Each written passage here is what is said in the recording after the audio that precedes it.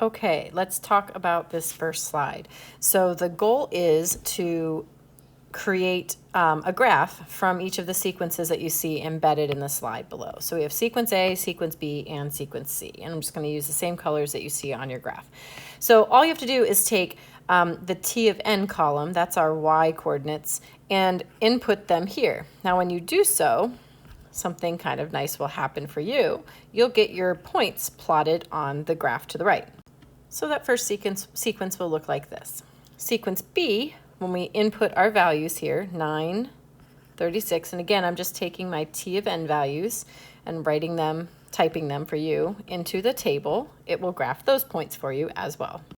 So you'll start to see a slightly different shape taking place.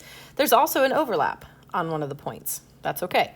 And then the third sequence, once again, we'll just take the T of N values and type them into the table, and we will see the following. And this even has a slightly different shape than the previous two. So this is all we had to do for this slide. We're going to refer to these 3 sequences throughout the rest of this Desmos lesson.